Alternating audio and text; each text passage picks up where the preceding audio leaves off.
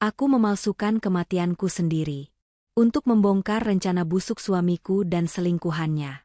Mereka tidak tahu, aku akan datang sebagai tamu tak diundang di hari pernikahan mereka, dan mengubah pesta termegah itu menjadi hari penghakiman tak terlupakan. Sebelum ceritanya dimulai, silakan tulis di kolom komentar dari daerah mana saja teman-teman yang menonton cerita ini. Jangan lupa like dan subscribe agar channel ini bisa semakin berkembang dan bisa mempersembahkan cerita yang lebih menarik lagi. Gina terbangun karena seberkas cahaya matahari pagi yang berhasil menembus celah gorden tebal di kamarnya. Ia menggeliat, tangannya secara otomatis meraba sisi lain dari ranjang super king size itu. Dingin dan kosong. Ia membuka matanya sepenuhnya. Aldo sudah tidak ada di sana. Ini sudah menjadi pemandangan yang biasa selama beberapa bulan terakhir. Di atas bantal suaminya, tergeletak secari kertas catatan. Dengan gerakan malas, Gina meraihnya. Tulisan tangan Aldo yang tegas dan rapi menyapanya. Pagi, sayang. Ada rapat mendadak dengan klien dari Singapura. Aku berangkat lebih awal. Sarapan saja duluan, jangan menungguku. Aldo. Tidak ada ucapan cinta, tidak ada sapaan mesra. Hanya sebuah laporan singkat, efisien, dan dingin.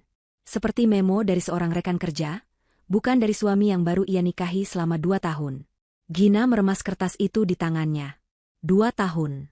Rasanya baru kemarin ia berjalan di altar, menatap mata Aldo yang penuh janji, yakin bahwa ia telah menemukan kebahagiaan abadinya. Pernikahan mereka adalah sebuah dongeng. Seorang pengusaha muda yang cemerlang menikahi pewaris tunggal dari salah satu konglomerat terbesar di negeri ini. Media menyebut mereka pasangan serasi. Gina pun meyakininya. Bulan-bulan pertama pernikahan mereka terasa seperti mimpi, penuh tawa, perjalanan romantis, dan cinta yang meluap-luap.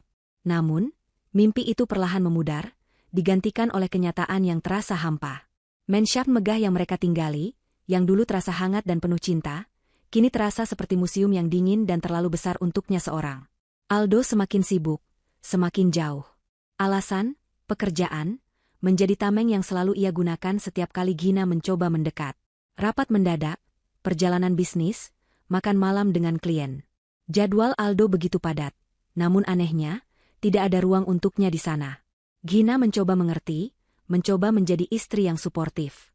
Ia tahu suaminya adalah pria yang ambisius, dan ia turut bangga atas semua pencapaian Aldo dalam memajukan perusahaan warisan ayahnya. Tapi di sudut hatinya, sebuah alarm kecil terus berbunyi, semakin hari semakin kencang. Gina bangkit dari ranjang, mengenakan jubah mandi sutranya, dan berjalan menuju jendela besar yang menghadap ke taman. Segalanya tampak sempurna dari luar. Rumput yang terawat, kolam renang yang biru jernih, dan patung-patung marmer yang indah. Seperti hidupnya. Sempurna di permukaan, namun ada sesuatu yang busuk tersembunyi di bawahnya. Ponsel Aldo adalah salah satunya. Benda itu seolah menjadi organ vital baru bagi suaminya. Selalu dalam genggaman, layarnya selalu menghadap ke bawah, dan notifikasinya selalu dalam mode senyap. Beberapa kali Gina tak sengaja melihat Aldo tersenyum sendiri saat membaca pesan, senyum yang sama yang dulu selalu pria itu berikan padanya. Ketika Gina bertanya, jawabannya selalu sama, hanya lelucon dari teman-teman kantor. Pagi itu, saat hendak mengumpulkan pakaian kotor Aldo untuk diserahkan pada asisten rumah tangga, sesuatu terjatuh dari saku jas yang dikenakan suaminya semalam. Sebuah struk pembayaran dari restoran Italia mewah bernama La Sera. Gina memungutnya. Ia ingat betul, tadi malam Aldo berkata ia makan malam dengan klien dari Jepang di sebuah restoran sushi. Gina mengerutkan kening, memeriksa detail struk itu. Tanggalnya cocok dengan tadi malam. Pesanannya adalah 2 porsi menu utama, sebotol anggur mahal, dan 2 gelas hidangan penutup. Ini bukan makan malam bisnis. Ini adalah makan malam romantis untuk 2 orang. Jantung Gina mulai berdebar lebih kencang. Mungkin ia salah. Mungkin kliennya membawa serta istrinya. Tapi Aldo pasti akan menceritakannya. Bukan? Kecurigaan yang selama ini ia coba tekan kini meledak memenuhi pikirannya. Gina merasa muak dengan ketidaktahuannya. Ia muak merasa seperti orang bodoh di rumahnya sendiri. Ia memutuskan hari itu juga, ia harus menemukan kebenaran. Apapun itu, ia harus tahu siapa yang duduk di seberang meja suaminya semalam, berbagi anggur dan hidangan penutup dengannya. Malam harinya, Gina menunggu dengan gelisah. Aldo pulang larut seperti biasa, sekitar pukul 11 malam. Ia tampak lelah, melonggarkan dasinya dan mengeluh tentang betapa alotnya negosiasi yang ia jalani sepanjang hari. Gina mendengarkan dengan penuh perhatian, mencari celah dalam ceritanya, mencari tanda-tanda kebohongan. Tapi Aldo adalah aktor yang ulung. Wajahnya tampak meyakinkan, ceritanya detail dan masuk akal. Ia bahkan memuji Gina yang menunggunya, memberinya ciuman singkat di kening, lalu pamit untuk tidur di kamar tamu. Aku tidak ingin membangunkanmu saat aku harus bangun pagi-pagi sekali besok, katanya. Alasan yang sama seperti malam-malam sebelumnya. Alasan yang kini terdengar seperti kebohongan murahan di telinga Gina. Gina menunggu hingga jam menunjukkan pukul 2 pagi. Rumah itu sunyi senyap, hanya detak jam antik di ruang keluarga yang terdengar. Dengan hati-hati, ia melangkah keluar dari kamarnya, menuruni tangga marmer yang dingin, menuju ruangan yang menjadi pusat kekuasaan Aldo di rumah ini, ruang kerjanya. Jantungnya berdebar begitu kencang, hingga ia bisa merasakannya di tenggorokannya. Ia merasa seperti seorang pencuri, seorang penyusup. Tapi bukankah ia sudah menjadi orang asing di dalam pernikahannya sendiri? Pintu ruang kerja tidak terkunci. Gina mendorongnya pelan, masuk ke dalam kegelapan yang hanya diterangi oleh cahaya rembulan dari jendela. Ia tidak menyalakan lampu, hanya menggunakan senter dari ponselnya. Meja kerja Aldo tampak rapi seperti biasa. Laptopnya ada di sana, tertutup. Gina menarik napas dalam-dalam sebelum membukanya. Layar menyala, menampilkan kolom kata sandi. Tangannya gemetar saat ia mengetikkan kombinasi angka yang ia tahu adalah tanggal pernikahan mereka, hari jadi kedua mereka. Layar pun terbuka. Ironis sekali, pikirnya, di tengah semua kebohongan ini, Aldo masih menggunakan hari jadi mereka sebagai kunci untuk membuka rahasianya. Awalnya, pencariannya tidak membuahkan hasil. Riwayat peramban bersih. Aplikasi pesan kosong. Aldo terlalu cerdas, terlalu teliti untuk meninggalkan jejak yang mudah ditemukan. Gina hampir menyerah, merasa dirinya gila dan paranoid. Mungkin struk itu benar-benar hanya makan malam bisnis yang canggung. Mungkin ia hanya terlalu banyak berpikir. Saat ia hendak menutup laptop itu, matanya terpaku pada sebuah folder di sudut desktop. Namanya tidak mencurigakan sama sekali, proyek renovasi villa. Tapi Gina tahu, villa mereka di puncak baru saja selesai direnovasi 3 bulan lalu. Proyek apa lagi yang ada di sana? Sebuah firasat buruk merayap di punggungnya. Dengan jari yang terasa kaku dan dingin, ia mengarahkan kursor dan mengklik 2 kali. Folder itu terbuka. Tidak ada denah bangunan, tidak ada kutipan harga material. Yang ada hanyalah puluhan file gambar dan video. Jantungnya seakan berhenti berdetak. Ia membuka file pertama. Foto itu menampilkan Aldo, suaminya, sedang tertawa lepas di sebuah pantai, memeluk seorang wanita dari belakang. Wanita itu mengenakan bikini, rambutnya yang panjang tertiup angin laut. Saat Gina memberanikan diri untuk memperbesar foto itu, napasnya tercekat. Ia mengenalinya. Ia mengenal wajah itu dengan sangat baik. Sonia, asisten pribadinya. Wanita yang ia percayai, yang ia anggap seperti adiknya sendiri. Dunianya runtuh dalam sekejap. Dengan tangan gemetar, ia membuka file-file lainnya, setiap klik terasa seperti sayatan baru di hatinya. Ada foto mereka berciuman mesra di dalam mobil Aldo. Ada foto mereka sedang bersulang anggur di sebuah restoran Italia bernama La Sera. Struk yang ia temukan pagi tadi kini menjadi bukti yang tak terbantahkan. Ada video singkat yang menunjukkan Aldo memberikan kalung pada Sonia. Kalung yang sama yang Gina lihat dipakai Sonia di kantor minggu lalu, yang Sonia katakan adalah hadiah dari ibunya. Puncak dari semua kengerian itu adalah serangkaian foto di dalam kamar hotel yang mewah. Aldo dan Sonia berpelukan di atas ranjang, tersenyum ke arah kamera seolah merayakan sebuah kemenangan. Di belakang mereka, Gina bisa melihat pemandangan kota Singapura dari jendela. Perjalanan bisnis Aldo 3 minggu lalu. Semua kebohongan itu kini terurai di depan matanya dengan begitu kejam. Gina merasakan gelombang mual yang hebat. Ia membekap mulutnya, berlari ke kamar mandi yang terhubung dengan ruang kerja, dan memuntahkan seluruh isi perutnya. Tubuhnya lemas, ia bersandar di dinding porselen yang dingin, air mata mengalir deras tanpa bisa ia hentikan. Pengkhianatan ini terasa berlapis-lapis. Suaminya, pria yang ia serahkan hati dan hidupnya, telah mengkhianatinya.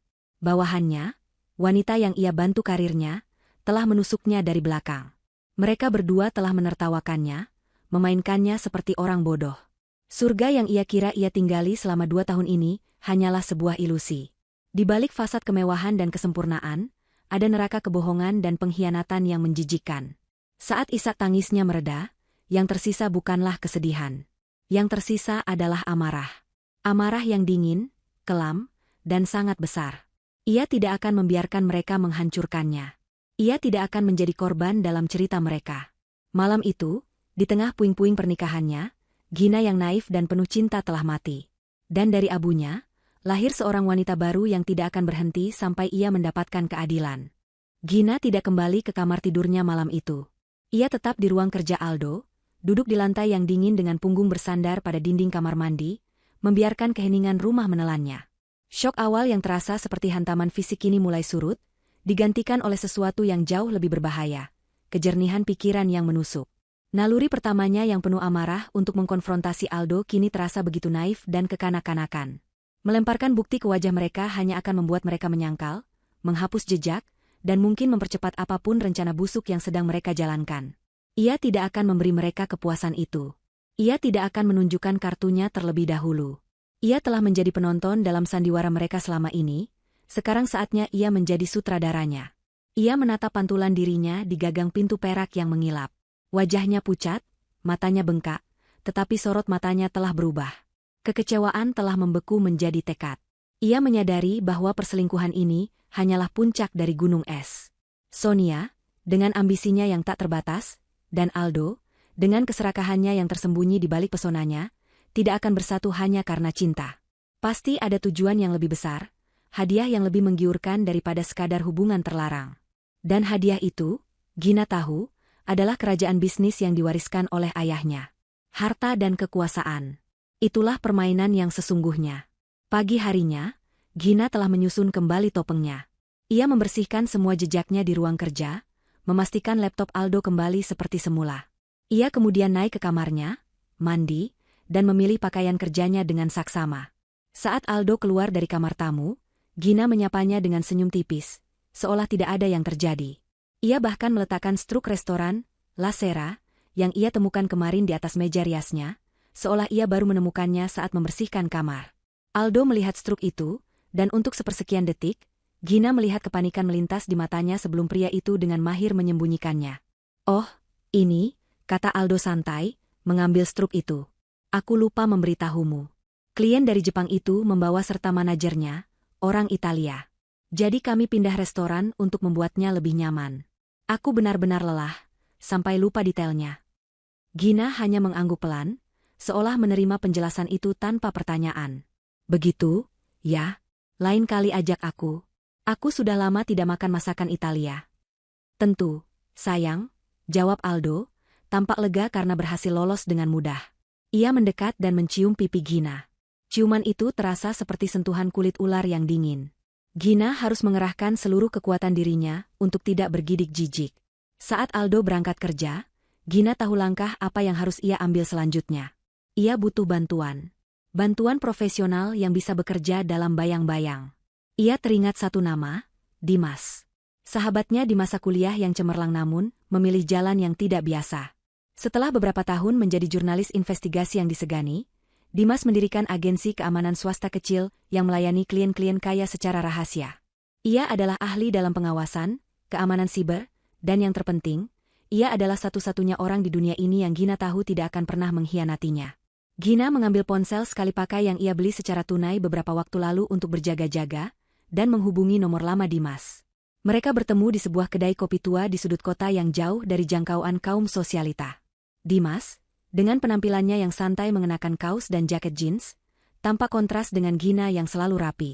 Ia mendengarkan cerita Gina dengan saksama, matanya yang tajam tidak pernah lepas dari wajah sahabatnya itu. Ia tidak menunjukkan keterkejutan, hanya sorot matanya yang menjadi semakin serius. "Aku sudah menduga hal seperti ini akan terjadi suatu hari nanti," kata Dimas pelan setelah Gina selesai. "Aldo terlalu mulus, terlalu sempurna. Orang seperti itu biasanya menyembunyikan sesuatu yang paling busuk." "Aku tidak butuh simpati, Dim," potong Gina, suaranya datar dan dingin. "Aku butuh telingamu. Aku ingin tahu setiap kata yang mereka ucapkan saat mereka pikir tidak ada yang mendengar. Aku ingin tahu rencana mereka sampai ke detail terkecil. Aku ingin kau memasang penyadap di ruang kerja Aldo. Di tempat yang paling aman." Dimas menatapnya lama. "Kamu sadar ini sangat berbahaya, kan, Gin? Ini bukan lagi drama perselingkuhan. Jika firasatmu benar, ini adalah konspirasi kriminal. Jika mereka sampai tahu kamu bergerak, mereka bisa menjadi sangat nekat. Aku tahu, jawab Gina. Tapi hidup dalam ketidaktahuan, menunggu mereka mengeksekusi rencana mereka, jauh lebih berbahaya. Aku tidak akan menjadi domba yang pasrah digiring ke rumah jagal. Melihat kobaran api di mata Gina, Dimas akhirnya mengangguk. Baiklah. Beri aku waktu 2 hari untuk mempersiapkan semuanya. Aku akan butuh akses ke rumahmu setidaknya selama 1 jam. Kau harus bisa membawa Aldo keluar dari sana tanpa menimbulkan kecurigaan. Malam itu juga, Gina memainkan perannya dengan sempurna. Ia menyiapkan makan malam favorit Aldo, dan bersikap ekstra manis. Aldo, aku minta maaf kalau beberapa waktu ini aku terlihat murung, katanya dengan nada penuh penyesalan. Aku hanya merindukanmu. Kita sudah jarang sekali punya waktu berdua. Bagaimana kalau besok malam kita makan malam di luar? Di restoran manapun yang kau mau. Anggap saja sebagai perayaan ulang tahun pernikahan kita yang tertunda. Aldo, yang mungkin merasa sedikit bersalah, atau hanya melihat ini sebagai kesempatan untuk meredakan potensi kecurigaan istrinya, langsung setuju. Ia bahkan tampak senang, memeluk Gina dan berjanji akan memesan tempat di restoran terbaik. Gina membalas pelukannya, merasakan kegetiran di hatinya. Betapa mudahnya memanipulasi seorang manipulator jika kau tahu tombol mana yang harus ditekan. Keesokan malamnya, saat Gina dan Aldo sedang menikmati makan malam mewah mereka, tim Dimas yang menyamar sebagai petugas pemeliharaan AC masuk ke dalam mansion. Mereka bekerja dengan senyap dan presisi militer. Sebuah alat penyadap canggih seukuran kancing baju ditanam di balik lukisan besar yang tergantung tepat di belakang kursi kerja Aldo. Alat itu tidak hanya merekam suara dengan kejernihan kristal, tetapi juga ditenagai oleh sumber listrik dari dinding, membuatnya bisa aktif tanpa batas waktu dan tidak akan pernah terdeteksi oleh pemindai biasa. Semua rekaman akan dikirim secara langsung ke server aman yang bisa diakses Gina kapan saja. Malam-malam berikutnya adalah siksaan bagi Gina. Ia akan menunggu hingga Aldo tertidur, lalu mengunci diri di kamar baca, memasang earphone, dan mendengarkan dunia rahasia suaminya. Awalnya, yang ia dengar hanyalah percakapan bisnis yang membosankan dan panggilan telepon biasa. Ia hampir putus asa. Namun, pada malam keempat, penantiannya berakhir. Sekitar pukul 11 malam, ia mendengar suara pintu ruang kerja dibuka, diikuti oleh suara langkah kaki dan tawa manja yang kini membuatnya mual. Sonia ada di sana, di rumahnya. Istrimu itu benar-benar tidak curiga sama sekali, ya? Mudah sekali dibujuk dengan makan malam mewah, kata Sonia, suaranya terdengar begitu congkak. Sudah kubilang, dia hidup di dunianya sendiri, jawab Aldo. Dia terlalu sibuk menjadi istri yang sempurna, sampai tidak sadar suaminya sedang merencanakan masa depan yang lebih baik tanpanya. Tawa mereka berdua terdengar, memenuhi telinga Gina dengan racun. Sekarang, mari kita lanjutkan pembahasan penting kita. Gina menahan napas, seluruh tubuhnya menegang. Inilah saatnya. Dokter Rinaldi sudah setuju untuk membantu, kata Aldo. Dia akan menyiapkan laporan medis yang menyatakan Gina mengalami depresi berat dengan gejala psikotik setelah kematian orang tuanya. Dia bilang, dengan beberapa kesaksian dari orang-orang terdekat, seperti dirimu, Sonia, yang bisa bersaksi tentang perilakunya yang aneh, akhir-akhir ini, kita bisa dengan mudah mengajukan permohonan ke pengadilan. Permohonan untuk apa? Tanya Sonia. Untuk menjadikan aku sebagai wali sah atas dirinya dan seluruh asetnya, jelas Aldo. Dengan kondisi mentalnya yang tidak stabil, dia tidak lagi cakap secara hukum untuk mengelola perusahaan sebesar itu. Sebagai suami yang peduli, aku akan mengambil alih. Setelah itu, kita akan mengirimnya ke fasilitas rehabilitasi terbaik di Swiss. Tempatnya tenang, udaranya segar. Dia akan dirawat di sana seumur hidupnya. Gina merasakan hawa dingin yang menusuk tulang. Ini lebih buruk dari yang pernah ia bayangkan. Mereka tidak hanya ingin mengambil hartanya, mereka ingin menghapus keberadaannya. Mengurungnya, melabelinya sebagai orang gila, dan membiarkannya membusuk sendirian di negeri asing sementara mereka menikmati hasil jerih payah keluarganya. Itu rencana yang brilian, Al, puji Sonia. Tapi, bagaimana kalau dia melawan? Bagaimana kalau dia sadar sebelum rencana kita berjalan mulus? Ada jeda yang terasa begitu panjang. Gina bisa mendengar suara gelas yang diletakkan di atas meja kayu. Lalu, suara Aldo terdengar lagi, nadanya datar, tanpa emosi, dan begitu mengerikan. Selalu ada rencana darurat, sayang. Skenario yang lebih cepat dan lebih permanen. Sebuah kecelakaan kecil bisa terjadi pada siapa saja. Rem mobilnya tiba-tiba blong saat dia dalam perjalanan ke puncak. Misalnya, tragedi yang sangat disayangkan. Seorang istri muda yang depresi karena tekanan pekerjaan memutuskan untuk mengakhiri hidupnya. Cerita yang menyedihkan, tapi sangat bisa dipercaya. Tidak akan ada yang curiga.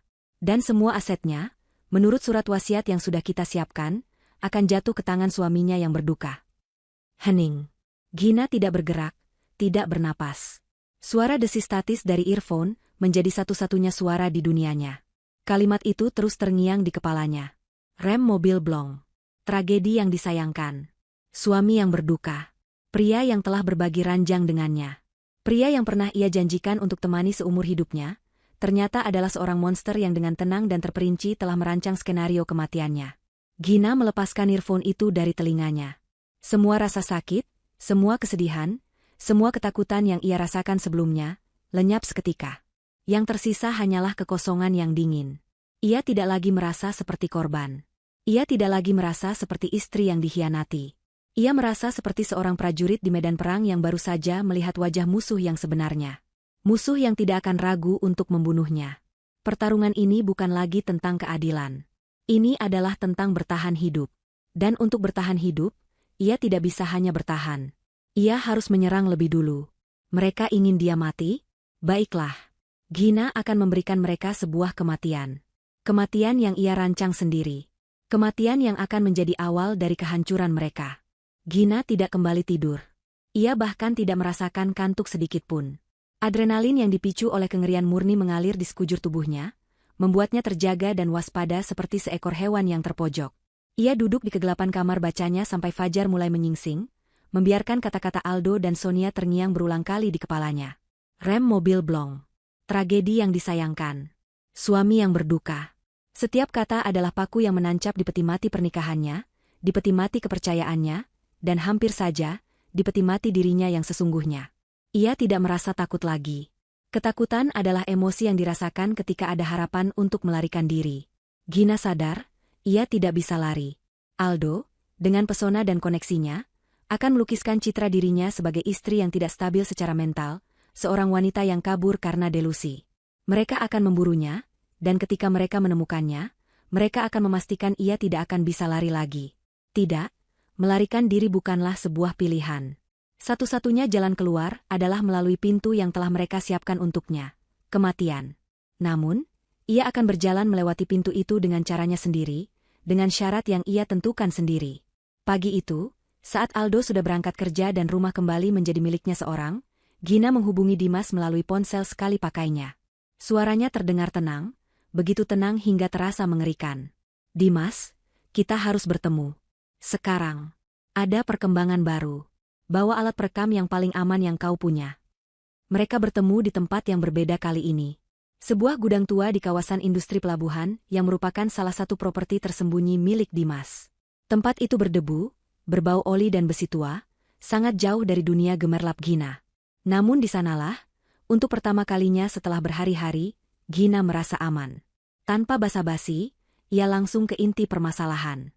Ia menceritakan semua yang ia dengar semalam, setiap detail rencana busuk mereka, mulai dari skenario rumah sakit jiwa hingga rencana pembunuhannya. Wajah Dimas yang biasanya tenang kini mengeras. Rahangnya menegang saat mendengar bagian tentang kecelakaan kecil. Ia mengepalkan tangannya di atas meja besi yang ada di antara mereka. Bajingan, desisnya. Kita harus ke polisi, Gin. Sekarang juga. Rekaman ini lebih dari cukup untuk memulai penyelidikan. Gina menggelengkan kepalanya perlahan. Tidak, Dim.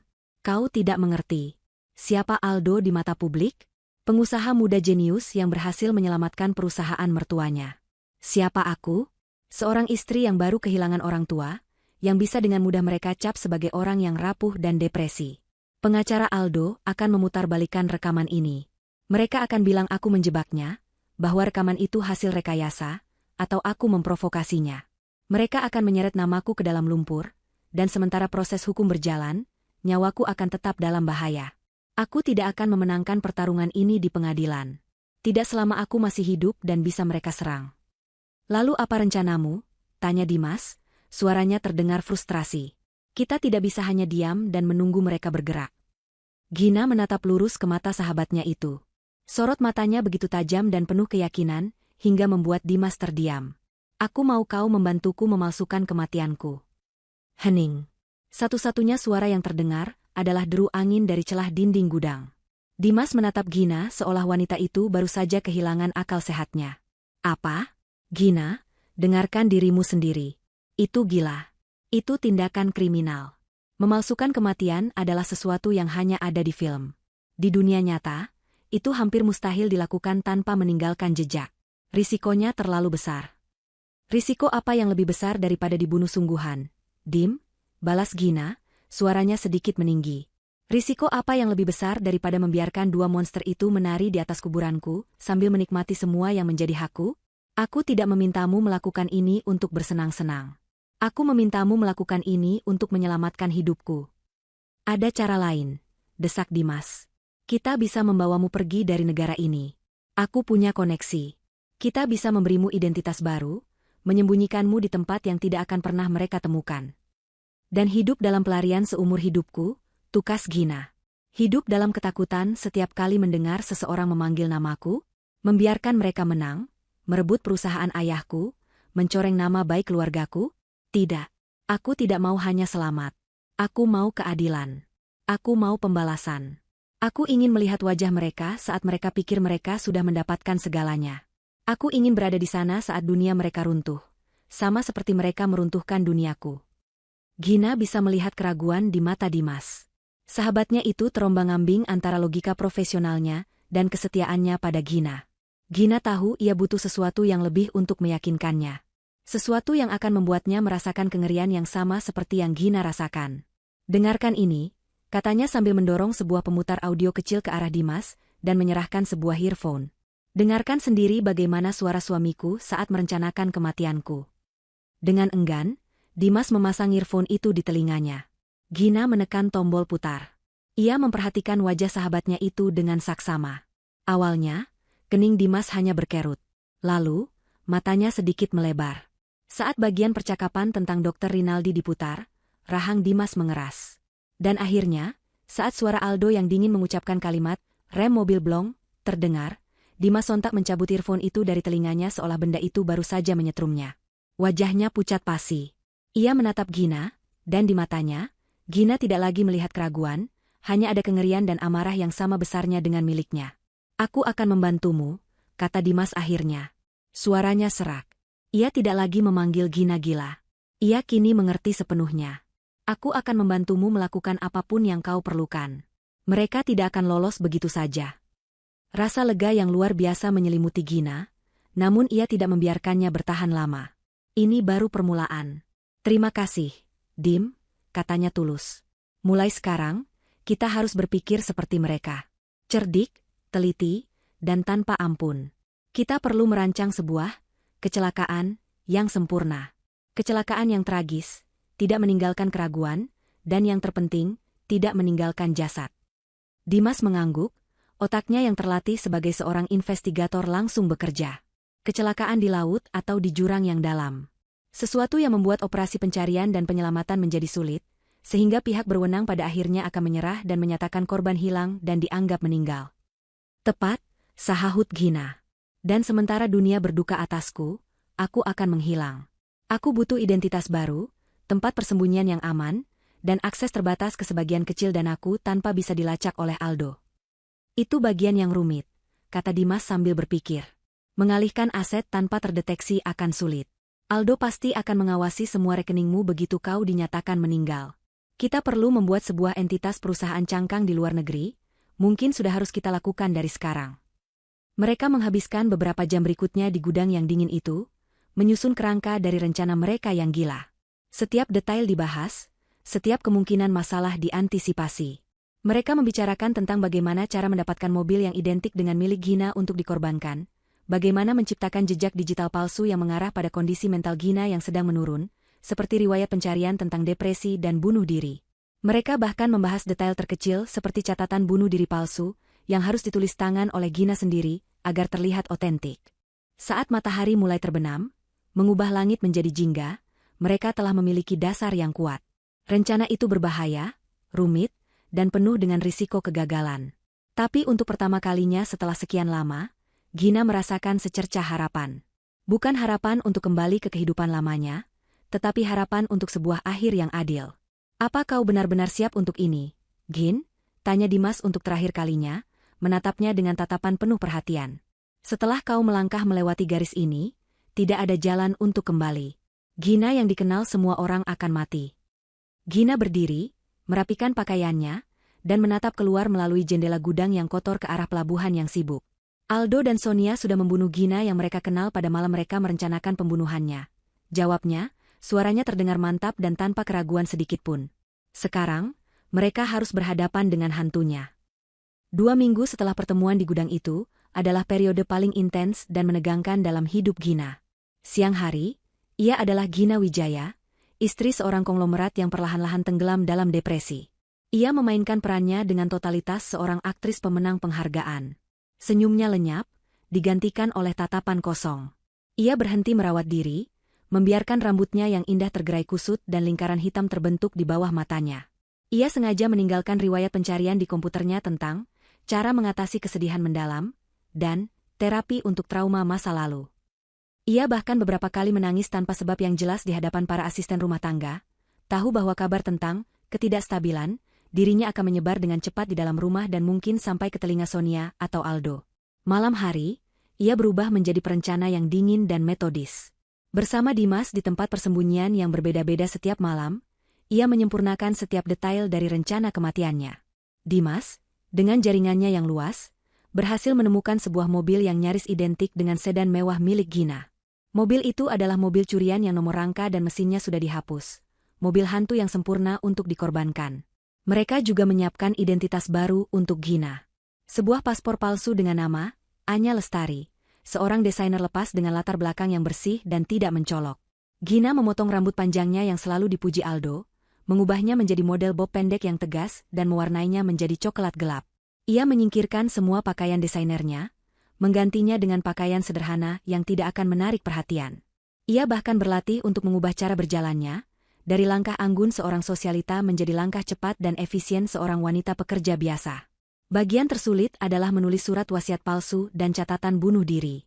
Duduk sendirian di sebuah apartemen sewaan yang anonim, Gina menumpahkan kesedihan palsunya ke atas kertas.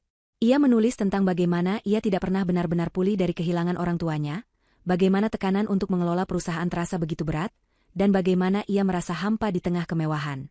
Ia menyelipkan kalimat-kalimat ambigu yang bisa diartikan sebagai pujian untuk Aldo, menyebutnya sebagai sauh, yang sayangnya tidak lagi cukup kuat untuk menahannya. Setiap kata ia tulis dengan hati-hati, memastikan tulisan tangannya menunjukkan getaran keputusasaan. Itu adalah karya fiksi paling menyakitkan yang pernah ia tulis, karena di dalamnya terkandung serpihan kebenaran yang telah dipelintir. Langkah terakhir adalah mengamankan dana untuk hidup barunya. Gina tidak bisa menyentuh rekening utamanya. Ia menggunakan rekening pribadi yang ia miliki sebelum menikah, rekening yang Aldo tidak tahu keberadaannya. Selama seminggu, ia menarik uang tunai dalam jumlah kecil dari berbagai anjungan tunai mandiri yang berbeda, jumlah yang tidak akan memicu alarm dari pihak bank. Uang itu kemudian ia serahkan pada Dimas, yang melalui serangkaian transaksi rumit di dunia maya, menyetorkannya ke sebuah rekening anonim di Swiss atas nama Anya Lestari. Itu tidak seberapa dibandingkan dengan total kekayaannya, tapi lebih dari cukup untuk membiayai hidup dan rencana balas dendamnya selama beberapa tahun ke depan. Akhirnya, hari yang ditentukan tiba. Sebuah hari Jumat yang cerah. Gina telah memilih lokasi kecelakaannya dengan cermat. Sebuah tikungan tajam di jalur menuju puncak yang terkenal angker dan berbahaya, dengan jurang yang sangat dalam di sisinya. Tempat itu dijuluki Lembah Janda, karena banyaknya kecelakaan fatal yang terjadi di sana. Tim SAR seringkali kesulitan mengevakuasi korban, karena medannya yang curam dan vegetasi yang lebat. Tempat yang sempurna untuk sebuah jasad yang tidak akan pernah ditemukan. Pagi itu, Gina mendekati Aldo dengan mata sembab, seolah ia tidak tidur semalaman. "Aldo," katanya dengan suara bergetar. Aku tidak kuat lagi berada di rumah ini. Rasanya sesak. Aku butuh waktu sendiri. Aku mau pergi ke villa di puncak selama beberapa hari untuk menenangkan diri." Gina bisa melihat kilatan kemenangan yang nyaris tak terlihat di mata Aldo, yang dengan cepat ditutupi oleh ekspresi prihatin. Ini terlalu sempurna bagi Aldo. Istrinya yang depresi, dengan sukarela pergi sendirian ke lokasi terpencil. Itu akan membuat cerita bunuh dirinya semakin meyakinkan. "Tentu saja, sayang," kata Aldo dengan nada suara yang dibuat selembut mungkin. "Pergilah. Ambil waktu sebanyak yang kau butuhkan. Mungkin udara segar di sana bisa membantumu merasa lebih baik. Hati-hati di jalan, ya? Hubungi aku kalau sudah sampai. Gina hanya mengangguk. Saat ia memeluk Aldo untuk terakhir kalinya, ia tidak merasakan apa-apa. Tidak ada cinta, tidak ada benci. Hanya ada kehampaan yang dingin. Ia merasa seperti sedang memeluk orang asing, sebuah cangkang kosong yang diisi oleh keserakahan. Gina mengemasi sebuah tas kecil, hanya berisi beberapa helai pakaian dan perlengkapan mandi, cukup untuk membuat perjalanannya terlihat nyata. Ia meletakkan surat bunuh diri yang telah ia tulis di laci meja nakasnya, di tempat yang akan mudah ditemukan. Lalu, ia masuk ke dalam mobilnya dan mulai mengemudi meninggalkan Menshan itu untuk selamanya. Ia tidak menoleh ke belakang. Tidak ada gunanya menatap masa lalu yang sudah menjadi abu. Ia mengemudi dengan kecepatan normal, mengikuti rute yang biasa ia lewati menuju puncak. Sekitar 20 km sebelum lokasi yang ditentukan, ia berbelok ke sebuah jalan kecil yang sepi dan masuk lebih dalam ke area perkebunan teh. Di sana, di balik rimbunnya pepohonan, Dimas sudah menunggunya dengan mobil hantu yang telah disiapkan. Mereka bekerja dengan cepat. Gina memindahkan tasnya ke mobil Dimas. Lalu ia meletakkan dompet, kartu identitas, dan ponselnya di dashboard mobil hantu itu. Mobil itu kini secara resmi adalah milik Gina Wijaya. Semua siap, kata Dimas, wajahnya tegang. Aku sudah memasang mekanisme kecil di pedal gas. Begitu diaktifkan, mobil ini akan melaju dengan kecepatan konstan selama 30 detik sebelum setirnya terkunci ke arah kanan. Cukup untuk membuatnya terjun bebas ke jurang. Aku juga menaruh beberapa jeriken bensin kecil di bagasi. Begitu terjadi benturan, semuanya akan terbakar habis. Gina mengangguk, tenggorokannya terasa kering. Ayo kita lakukan. Ia masuk ke dalam mobil Dimas yang diparkir agak jauh, sementara Dimas memberikan sentuhan akhir pada mobil hantu itu.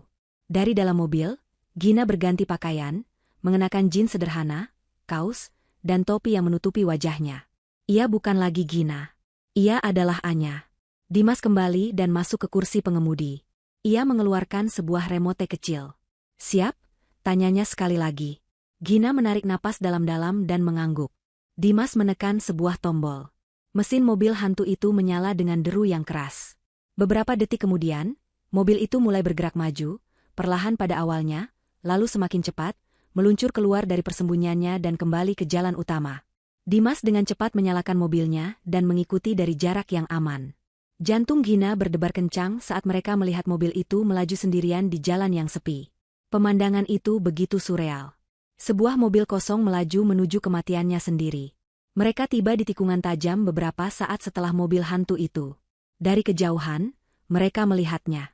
Mobil sedan mewah itu tidak berbelok. Ia terus melaju lurus, menabrak pagar pengaman yang ringkih, dan kemudian terjun ke dalam jurang yang menganga. Selama beberapa detik, hanya ada keheningan. Lalu, sebuah ledakan dahsyat menggema di lembah itu, diikuti oleh bola api oranye yang membubung tinggi ke langit, mengirimkan asap hitam tebal yang pekat. Gina menatap kobaran api itu tanpa berkedip. Di dalam api itu, seluruh kehidupan lamanya sedang dilahap habis. Identitasnya, pernikahannya, kepercayaannya, kepolosannya. Semuanya menjadi abu. Anehnya, ia tidak merasa sedih. Ia tidak merasa takut. Yang ia rasakan adalah kebebasan. Kebebasan yang menakutkan sekaligus memabukkan. Aktris itu telah menyelesaikan adegan terakhirnya dengan sempurna. Dimas tidak menunggu lama. Ia segera memutar balik mobilnya dan melaju kencang menjauh dari lokasi kejadian, mengambil jalur-jalur alternatif yang sepi untuk menghindari kemungkinan adanya saksi mata. Ponselnya bergetar. Sebuah pesan masuk dari salah satu kontaknya di kepolisian. Laporan kecelakaan masuk. Sebuah mobil terjun ke lembah janda. Tim sedang meluncur. Rencana mereka berhasil. Malam itu, di sebuah apartemen kecil dan aman di pinggiran kota, Gina menyaksikan berita tentang kematiannya sendiri. Seorang reporter berdiri di dekat lokasi kejadian, dengan latar belakang lampu sorot dari tim SAR yang mencoba turun ke jurang. Pewaris Wijaya Group, Gina Wijaya, diduga tewas dalam sebuah kecelakaan tunggal, kata reporter itu. Sebuah catatan yang mengindikasikan depresi ditemukan di kediamannya, menguatkan dugaan bahwa ini adalah tindakan bunuh diri. Lalu, kamera menyorot pemandangan yang membuat darah Gina menjadi es. Aldo baru saja tiba di lokasi, dikawal oleh polisi. Wajahnya adalah sebuah mahakarya akting. Penuh dengan kepanikan, kesedihan, dan ketidakpercayaan. Ia mencoba menerobos garis polisi, berteriak memanggil nama Gina dengan suara yang dibuat serak karena tangis.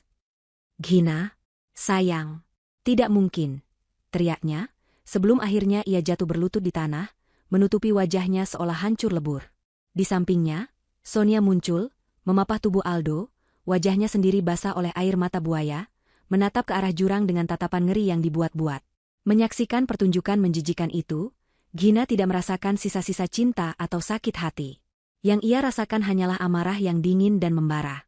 Mereka pikir mereka telah menang. Mereka pikir mereka telah menyingkirkannya dan kini bebas untuk merebut segalanya.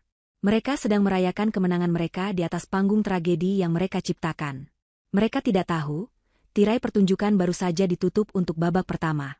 Dan sang bintang utama yang mereka kira sudah mati, kini sedang duduk di barisan penonton, menunggu dengan sabar saat yang tepat untuk naik ke atas panggung dan memulai babak pembalasannya. Bulan pertama setelah kematian, Gina berlalu dalam kabut pemberitaan media dan duka publik yang direkayasa dengan sempurna. Tim SAR secara resmi menghentikan pencarian setelah 2 minggu, menyimpulkan bahwa tidak mungkin menemukan jasad di jurang yang begitu dalam dan berbahaya. Gina Wijaya dinyatakan hilang dan dianggap telah meninggal dunia. Dari sebuah apartemen sederhana di sudut kota Bandung, Gina, yang kini hidup sebagai Anya Lestari, menyaksikan semua itu dari layar laptopnya. Ia telah menjadi hantu, seorang penonton tak kasat mata bagi pemakamannya sendiri. Ia melihat teman-teman sosialitanya memberikan komentar penuh duka di media sosial, ia membaca artikel-artikel yang melukiskan Aldo sebagai suami tragis yang kehilangan belahan jiwanya, dan ia menyaksikan liputan acara doa bersama yang megah yang diselenggarakan oleh Aldo untuk mengenang dirinya. Puncak dari sandiwara itu adalah acara memorial yang disiarkan di beberapa stasiun televisi berita. Diadakan di Aula Utama Wijaya Group, di hadapan ratusan karyawan, kolega bisnis, dan wartawan, Aldo berdiri di atas panggung di depan sebuah foto potret Gina yang sangat besar. Dalam foto itu, Gina tersenyum bahagia. Menyaksikan itu dari apartemennya yang sepi, Gina merasa perutnya mual. Aldo, dalam setelan jas hitam yang mahal, memberikan pidato eulogi yang begitu menyentuh hingga membuat banyak hadirin menangis. Ia berbicara tentang cinta mereka, tentang impian mereka, tentang bagaimana Gina adalah cahaya dalam hidupnya yang kini telah padam. "Saya tidak hanya kehilangan seorang istri," kata Aldo, suaranya dibuat bergetar seolah menahan tangis. "Saya kehilangan separuh dari jiwa saya. Tapi saya berjanji, di hadapan Anda semua dan di hadapan arwah istri saya tercinta, saya akan melanjutkan warisannya. Saya akan memimpin perusahaan ini menjadi lebih hebat lagi, seperti yang selalu ia inginkan. Ini untukmu, Gina. Selalu untukmu." Gina tertawa. Tawa yang kering dan tanpa humor, yang menggema di ruangannya yang sunyi. Ia tertawa melihat betapa lihainya suaminya itu berakting. Ia adalah aktor terbaik yang pernah ia lihat, dan dunia adalah panggungnya. Saat itu, Gina tidak lagi merasakan sakit. Yang ia rasakan hanyalah penghinaan yang mendalam, yang semakin memantapkan tekadnya. Sementara dunia melihat Aldo sebagai duda yang berduka, Gina dan Dimas melihat kenyataan yang berbeda. Setiap hari, Dimas mengirimkan laporan transkripsi kepada Gina. Laporan itu berisi rekaman audio baru dari penyadap yang masih aktif, laporan intelijen dari beberapa orang dalam perusahaan yang berhasil direkrut Dimas, dan analisis pergerakan keuangan Aldo dan Sonia. Informasi ini melukiskan gambaran yang sangat kontras dengan citra publik mereka. 2 hari setelah acara memorial itu, penyadap di ruang kerja Aldo merekam suara dentingan gelas dan musik yang riang. Itu adalah suara pesta perayaan pribadi. Untuk kebebasan. Gina mendengar Aldo bersulang. "Dan untuk masa depan baru kita," sahut Sonia dengan tawa kemenangan. "Aku harus akui, pidatomu di acara memorial itu sangat meyakinkan. Aku hampir saja ikut menangis sungguhan." "Itu semua bagian dari pertunjukan, sayang," jawab Aldo. "Publik perlu diyakinkan. Sekarang, tidak akan ada lagi yang mempertanyakan apapun yang aku lakukan." Setelah itu, mereka mulai bergerak cepat. Laporan Dimas menunjukkan bahwa Sonia secara resmi telah pindah ke mansion mereka, meskipun kepada publik ia masih tinggal di apartemennya sendiri. Aldo memberinya akses penuh ke semua fasilitas, termasuk lemari pakaian Gina. Gina harus menelan ludah pahit saat Dimas mengirimkan foto-foto dari informannya, menunjukkan Sonia sedang mencoba perhiasan dan gaun-gaun milik Gina. Mereka tidak hanya mengambil hidupnya, mereka juga mencoba mencuri identitasnya. Namun, yang lebih penting bagi Gina adalah bukti kejahatan finansial mereka. Dengan Gina yang sudah tiada, dan Aldo yang memiliki kendali penuh, mereka mulai menjarah perusahaan secara sistematis. Gina, Dengan latar belakang bisnisnya, menelaah setiap data yang dikirimkan Dimas dengan teliti. Ia melihat pola yang jelas. Aldo menggunakan restrukturisasi perusahaan pasca tragedi sebagai kedok. Ia membuat beberapa proyek fiktif, menyetujui anggaran yang sangat besar, dan mengalihkan dana tersebut ke serangkaian perusahaan cangkang yang telah ia siapkan di luar negeri. Itu adalah penipuan skala besar yang dirancang dengan sangat cerdik. Jika tidak ada yang tahu harus mencari kemana, kejahatan itu tidak akan pernah terungkap. Gina dan Dimas bekerja tanpa lelah, mengumpulkan setiap bukti digital, salinan transfer bank, email rahasia antara Aldo dan manajer keuangannya yang korup, dan rekaman percakapan di mana Aldo dengan bangga menjelaskan skemanya pada Sonia. Gina menyimpan semua itu dalam sebuah hard drive yang terenkripsi berlapis-lapis. Itu akan menjadi senjatanya, peluru-peluru yang akan ia tembakkan di saat yang paling tepat. Hari-hari berlalu menjadi minggu, dan minggu menjadi bulan. Gina hidup dalam isolasi yang disiplin. Ia jarang keluar, dan jika terpaksa, ia selalu mengenakan kacamata hitam dan masker. Ia menghabiskan waktunya untuk belajar tentang pasar saham, meretas, dan mempelajari setiap detail tentang kehidupan baru Aldo dan Sonia. Ia tahu restoran favorit baru mereka, ia tahu teman-teman baru mereka, ia bahkan tahu jenis anggur yang sekarang sering mereka minum. Ia adalah hantu yang maha tahu, mempelajari setiap kelemahan musuh-musuhnya. Kemarahannya tidak lagi meledak-ledak, melainkan telah mengendap menjadi energi dingin yang terfokus, bahan bakar yang membuatnya tetap berjalan. Hampir setahun setelah kematian palsunya, datanglah informasi yang telah ia tunggu-tunggu. Dimas mengiriminya sebuah rekaman audio pendek. Kualitasnya sedikit buruk, direkam dari penyadap yang Dimas pasang di mobil Aldo. Dalam rekaman itu, suara Sonia terdengar manja. "Sayang, ini sudah hampir setahun. Kapan kau akan melamarku secara resmi? Aku lelah terus bersembunyi." Terdengar helaan napas dari Aldo. "Sabar, Sonia. Semuanya harus terlihat pantas. Masa berkabung 1 tahun adalah waktu yang bisa diterima oleh publik.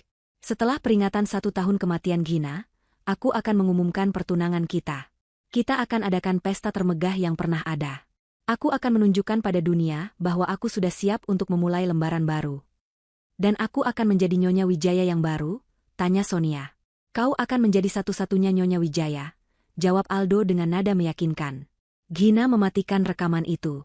Bibirnya menyunggingkan senyum tipis yang dingin. Panggung telah disiapkan. Tanggal mainnya sudah ditentukan. Selama ini mereka menari-nari dengan gembira di atas kuburan palsunya. Sebentar lagi, Gina akan memastikan mereka akan menari mengikuti irama yang ia mainkan, sebuah irama yang akan mengantar mereka langsung ke neraka. 3 bulan kemudian, sesuai dengan rencana mereka, Aldo dan Sonia mengumumkan pertunangan mereka kepada publik. Pengumuman itu, yang dilakukan tepat setelah acara peringatan 1 tahun kematian Gina, disambut dengan berbagai reaksi. Media meliputnya sebagai kisah yang mengharukan tentang menemukan kembali cinta setelah tragedi besar. Tim humas Aldo bekerja keras untuk membentuk narasi ini. Namun, di kalangan elit yang lebih mengenali seluk-beluk dunia mereka, bisik-bisik mulai terdengar. Semuanya terasa terlalu cepat, terlalu rapi. Namun, tidak ada yang berani menentang Aldo Wijaya, sang duda perkasa yang kini memegang kendali penuh atas salah satu perusahaan terbesar di negara itu. Sebagai puncak dari pengumuman mereka, Aldo dan Sonia memutuskan untuk menggelar sebuah pesta pertunangan yang luar biasa mewah. Dan dalam sebuah tindakan yang menunjukkan kesombongan mereka yang tak terbatas, mereka memilih untuk mengadakannya di mansion utama keluarga Wijaya. Rumah yang dibangun oleh ayah Gina. Rumah tempat Gina dibesarkan. Rumah yang kini ingin mereka klaim sebagai milik mereka sepenuhnya. Bagi Gina, ini adalah sebuah undangan. Undangan bagi sang hantu untuk pulang. "Ini adalah kesempatan emas," kata Gina pada Dimas melalui sambungan telepon yang aman. "Mereka akan mengumpulkan semua saksi kehancuran mereka di satu tempat. Aku tidak akan hanya diam dan menonton kali ini. Aku ingin memberi mereka sedikit pemanasan." "Apa yang ada di pikiranmu?" tanya Dimas. "Menampakkan diri sekarang terlalu berisiko." "Tentu saja tidak," jawab Gina. "Aku tidak akan menunjukkan wajahku. Aku hanya akan menunjukkan kehadiranku. Aku ingin mereka merasa tidak aman di rumah yang mereka curi. Aku ingin menanamkan benih paranoia di antara mereka. Biarkan mereka saling curiga, biarkan mereka ketakutan dalam kemewahan mereka." Rencananya sederhana namun berani. Gina akan menyusup ke dalam pestanya sendiri. Dimas, yang selama setahun ini telah memetakan setiap sudut sistem keamanan rumah itu, tahu persis bagaimana melakukannya. Ia akan meretas sistem dari jarak jauh, menciptakan beberapa titik buta pada kamera pengawas, dan menonaktifkan sensor gerak di beberapa area kunci selama tepat 15 menit. Itu adalah jendela waktu bagi Gina untuk masuk, melakukan aksinya, dan keluar. Untuk penyamarannya, Gina akan berpura-pura menjadi salah satu staf dari perusahaan catering papan atas yang mereka sewa. Mengenakan seragam hitam putih, rambutnya disanggul rapi di balik topi, dan wajahnya ditutupi masker medis dengan alasan protokol kesehatan, tidak akan ada yang mengenalinya. Malam pesta itu tiba. Rumah masa kecil Gina berkilauan dengan cahaya, dipenuhi oleh tawa dan musik. Dari sebuah van tanpa tanda pengenal yang diparkir di jalan yang sepi di belakang Mansion, Gina dan Dimas memantau situasi. Jendela waktumu dimulai dalam 5 menit. Bisik Dimas, matanya fokus pada layar laptop yang menampilkan denah keamanan. Gina mengangguk, jantungnya berdebar kencang, bukan karena takut, melainkan karena antisipasi. Tepat saat Dimas memberinya sinyal, ia keluar dari van, membawa sebuah nampan kosong, dan berjalan dengan tenang melalui gerbang layanan yang sensornya telah dimatikan. Ia berhasil masuk tanpa hambatan. Berada kembali di dalam rumahnya terasa aneh. Sonia telah mengubah banyak hal. Lukisan ibunya telah diganti dengan seni abstrak modern yang mencolok. Perabotan antik favoritnya telah diganti dengan sofa kulit minimalis. Rasanya seperti melihat versi palsu dari kenangannya. Gina bergerak cepat. Aksi pertamanya menargetkan suasana pesta. Melalui tablet kecil yang terhubung dengan sistem Dimas, ia mengakses jaringan audio rumah. Di tengah-tengah alunan musik lounge yang sedang diputar, tiba-tiba terdengar lagu lain. Sebuah lagu balada klasik yang lembut. Itu adalah lagu dansa pertama Gina dan Aldo di pernikahan mereka. Musik di seluruh rumah terhenti, lalu lagu itu mengalun sendirian selama hampir 30 detik sebelum akhirnya mati. Para tamu tampak bingung. Gina, dari sudut ruangan, melihat Aldo dan Sonia saling pandang dengan ekspresi tegang. Seorang teknisi yang dipanggil dengan panik akhirnya menyalahkan gangguan sinyal dari menara terdekat sebagai penyebabnya. Aksi keduanya lebih personal. Jendela waktunya hampir habis. Ia harus bergerak ke lantai atas. Ia tahu Sonia pasti akan menggunakan kamar tidur utama, kamar tidur Gina dulu. Dengan langkah cepat, ia menaiki tangga layanan. Kamar itu persis seperti yang ia duga. Aroma parfum Sonia yang menyengat memenuhi udara. Dengan cepat, Gina masuk ke kamar mandi yang luas. Ia menyalakan pancuran air panas selama beberapa saat hingga uap memenuhi ruangan dan membuat cermin besar di atas wastafel menjadi berembun. Lalu, dengan jarinya, ia menulis satu kata dengan huruf kapital, pengkhianat. Tulisan itu nyaris tak terlihat, namun akan tampak dengan jelas begitu seseorang berada cukup dekat. Aksi terakhirnya adalah untuk Aldo. Sebelum datang, Gina telah menyiapkan sesuatu yang ia ambil dari kotak penyimpanannya yang tersembunyi, sebuah kotak musik kecil dari perak. Itu adalah hadiah terakhir dari ayahnya sebelum meninggal, benda yang paling ia sayangi. Aldo tahu betul betapa berartinya kotak musik itu bagi Gina. Dengan hati-hati, Gina meletakkan kotak musik itu tepat di tengah-tengah bantal di sisi ranjang tempat Aldo biasa tidur. Lalu, ia memutar kuncinya sedikit, membiarkannya memainkan beberapa nada pertama dari melodi yang sangat familiar bagi mereka berdua. 30 detik, suara Dimas terdengar di earphone tersembunyinya. Gina segera keluar dari kamar, menuruni tangga, dan kembali ke area pesta yang ramai, bergabung dengan staf catering lainnya seolah tidak terjadi apa-apa. Beberapa menit kemudian, ia berjalan keluar melalui pintu layanan yang sama saat ia masuk, tepat sebelum sistem keamanan kembali normal. Kembali di dalam van, mereka tidak perlu menunggu lama. Melalui penyadap yang masih aktif di kamar tidur, mereka mendengar semuanya. Pertama, pekikan ngeri dari Sonia saat melihat tulisan di cermin. Lalu, suaranya yang panik memanggil Aldo. "Ada apa lagi, Sonia?" tanya Aldo, terdengar jengkel. "Lihat ini. Siapa yang melakukan ini?" jerit Sonia. Hening sejenak. Lalu suara Aldo terdengar tegang. "Tenang, mungkin hanya salah satu pelayan yang iseng." "Iseng? Lalu bagaimana dengan ini?" Suara Sonia terdengar lagi, kali ini lebih tajam. Gina bisa membayangkan Sonia menunjuk ke arah bantal. Keheningan yang mengikuti jauh lebih lama dan lebih berat. Gina tahu persis apa yang sedang dilihat Aldo. Kotak musiknya. Benda yang seharusnya ikut hangus terbakar di dalam mobilnya setahun yang lalu. Ini tidak mungkin," bisik Aldo. Suaranya tidak lagi terdengar sombong, melainkan dipenuhi dengan kengerian murni. "Apa maksudmu tidak mungkin? Benda apa itu?" desak Sonia. Ini milik Gina," jawab Aldo. Argumen sengit pun pecah. Sonia menuduh Aldo ceroboh, menuduh ada seseorang dari masa lalu Gina yang tahu tentang mereka dan kini mencoba meneror mereka. Aldo, di sisi lain, terdengar benar-benar terguncang. Logikanya tidak bisa memproses bagaimana benda itu bisa ada di sana. Benih paranoia dan ketakutan telah berhasil ditanam. Kepercayaan di antara mereka mulai retak. Pesta pertunangan yang seharusnya menjadi perayaan kemenangan mereka kini telah diracuni oleh kehadiran hantu yang tak terlihat. Di dalam van yang gelap, Gina tersenyum. Ini baru permulaan. Ia telah membuktikan bahwa ia bisa masuk ke dalam benteng mereka kapanpun ia mau. Kini, mereka akan hidup dalam ketakutan, menunggu kapan hantu itu akan muncul lagi. Pesta pertunangan yang seharusnya menjadi proklamasi kemenangan Aldo dan Sonia justru menjadi awal dari teror psikologis mereka.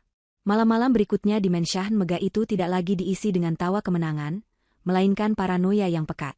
Kotak musik perak milik Gina menjadi artefak terkutuk yang duduk di meja rias mereka, sebuah pengingat konstan bahwa ada sesuatu yang sangat salah. Aldo, yang biasanya begitu terkendali dan rasional, menjadi mudah tersinggung dan curiga. Ia menyewa tim keamanan swasta baru, memasang lebih banyak kamera pengawas, dan secara acak menginterogasi para pelayan, mencari mata-mata yang tidak ada. Logikanya tidak bisa menerima kemungkinan supernatural, jadi ia menyimpulkan ada pengkhianat di antara mereka, seseorang dari masa lalu yang ingin menghancurkannya. Sonia, di sisi lain, tenggelam dalam ketakutan yang lebih primitif. Ia mulai takut pada bayangannya sendiri, sering terbangun di tengah malam karena mimpi buruk, dan menolak untuk sendirian di kamar tidur utama. Ia menuduh Aldo tidak becus, gagal melindunginya, dan mungkin masih memiliki urusan yang belum selesai dengan masa lalunya. Hubungan mereka, yang dibangun di atas fondasi keserakahan dan pengkhianatan, mulai retak di bawah tekanan. Kepercayaan di antara mereka menguap, digantikan oleh tuduhan-tuduhan yang dilontarkan dalam bisikan-bisikan sengit di tengah malam. Mereka mendapatkan rumah, kekayaan, dan kebebasan yang mereka inginkan, tetapi mereka kehilangan kedamaian. Gina, dari tempat persembunyiannya, memantau semua ini dengan kepuasan yang dingin. Laporan audio dari Dimas menjadi hiburan malamnya. Ia mendengarkan pertengkaran mereka, tuduhan mereka, dan ketakutan mereka yang semakin menjadi-jadi. Ia telah berhasil menyusup ke dalam pikiran mereka, menjadi hantu yang menghantui setiap detik kehidupan mereka. Namun, ia tahu ini belum cukup. Teror psikologis hanyalah hidangan pembuka. Ia sedang mempersiapkan hidangan utama, kehancuran total dan tak terhindarkan. Bulan-bulan berlalu. Terlepas dari ketegangan internal di antara mereka, Aldo dan Sonia memutuskan untuk tetap melanjutkan rencana pernikahan. Bagi Aldo, pernikahan ini adalah langkah strategis terakhir. Pernikahan dengan Sonia akan memperkuat posisinya di mata publik, menunjukkan bahwa ia benar-benar telah move on dan solid. Itu akan menjadi penutup dari babak kehidupan Gina dan awal dari era Aldo Wijaya. Bagi Sonia, pernikahan ini adalah segalanya. Itu adalah validasi, piala kemenangan, dan tiket resminya untuk menyandang nama Wijaya dan semua kemewahan yang melekat padanya. Mereka berdua terlalu serakah untuk mundur sekarang, meskipun setiap malam mereka tidur dengan perasaan was-was. Mereka menetapkan tanggal pernikahan di musim gugur, hampir 2 tahun setelah kematian Gina. Tempatnya adalah ballroom termewah di Hotel Brawijaya Imperial, hotel bintang 5 paling prestisius di ibu kota. Ribuan undangan disebar, menjanjikan sebuah acara pernikahan abad ini. Media dipenuhi dengan berita tentang persiapan mereka, mulai dari gaun pengantin yang dirancang oleh desainer ternama Paris, hingga kue pernikahan setinggi 7 tingkat. Dunia menyaksikan dengan penuh kekaguman, tidak menyadari bahwa mereka sedang membeli tiket untuk menyaksikan sebuah eksekusi publik. Sementara mereka sibuk dengan persiapan pesta, Gina dan Dimas sibuk dengan persiapan perang. Markas mereka kini pindah ke sebuah unit apartemen canggih di pusat kota yang dilengkapi dengan teknologi terkini. Dindingnya dipenuhi oleh papan tulis putih dengan denah ballroom hotel, diagram alih rencana, dan foto-foto target utama mereka. Ini adalah ruang perang mereka. Sistem audiovisual di Brawijaya Imperial sangat canggih. Jelas Dimas pada suatu malam, menunjuk ke sebuah diagram jaringan di layar komputernya. Mereka menggunakan sistem terpusat yang mengontrol semua layar, proyektor, dan sistem suara. Meretasnya dari luar akan sangat sulit dan berisiko terdeteksi. Kita butuh akses fisik. Bagaimana caranya? Tanya Gina, matanya terfokus. Aku sudah punya solusinya, jawab Dimas sambil tersenyum tipis. Aku melacak perusahaan yang menjadi vendor resmi untuk layanan teknis audiovisual di hotel itu. Ternyata, salah satu teknisi senior di sana adalah teman lamaku. Seseorang yang punya banyak utang judi dan tidak akan menolak sejumlah besar uang tunai untuk berlibur selama seminggu penuh tepat di minggu pernikahan Aldo. Gina mengerti arah pembicaraan ini. Dan kau akan mengirimkan teknisi pengganti. Tepat. Aku punya tim yang bisa menyamar dengan sempurna. Sehari sebelum pernikahan, saat mereka melakukan pemeriksaan sistem akhir, tim kita akan masuk. Mereka tidak akan meretas sistemnya, itu terlalu kasar. Mereka akan memasang sebuah kill switch fisik yang terhubung ke perangkat terpisah. Pada hari H, kita tidak perlu meretas apapun. Kita hanya perlu menekan satu tombol untuk mengambil alih seluruh sistem dari jarak dekat. Semua layar akan memutar apapun yang kita mau. Gina mengangguk puas. Langkah berikutnya adalah mempersiapkan amunisi. Selama berbulan-bulan, ia telah menyusun sebuah video. Video itu bukan sekadar kumpulan bukti, melainkan sebuah narasi yang dirancang untuk menghancurkan. Ia membukanya dengan foto-foto mesra Aldo dan Sonia saat ia masih hidup, membangun cerita perselingkuhan mereka. Lalu, transisi yang tajam ke bagian audio. Layar menjadi hitam, dan yang terdengar hanyalah suara Aldo dan Sonia yang jernih, membahas rencana untuk membuatnya gila dan kemudian membunuhnya.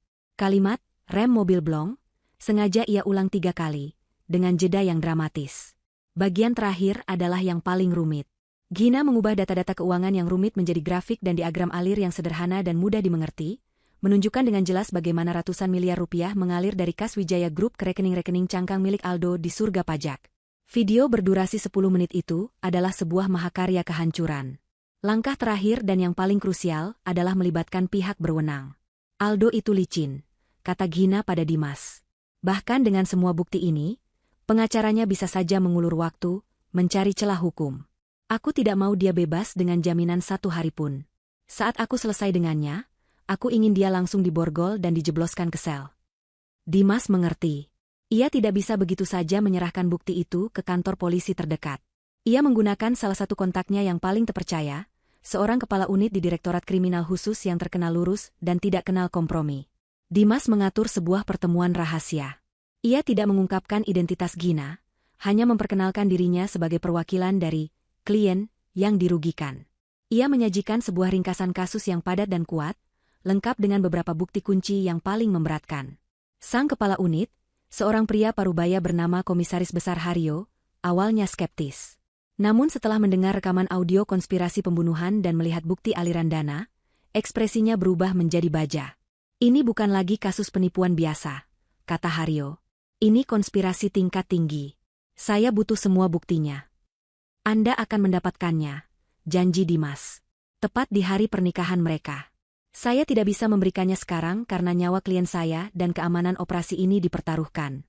Yang saya minta, siapkan tim terbaik Anda untuk siaga di dekat Hotel Brawijaya Imperial pada tanggal pernikahan. Saat saya memberi sinyal, saya ingin tim Anda bergerak masuk dan menyegel tempat itu. Jangan biarkan tikus-tikus itu lolos. Haryo, melihat keseriusan dan bobot bukti awal, menyetujuinya. Perangkap hukum telah dipasang. Akhirnya, hari pernikahan itu tiba. Langit Jakarta tampak cerah, seolah ikut memberkati hari besar itu.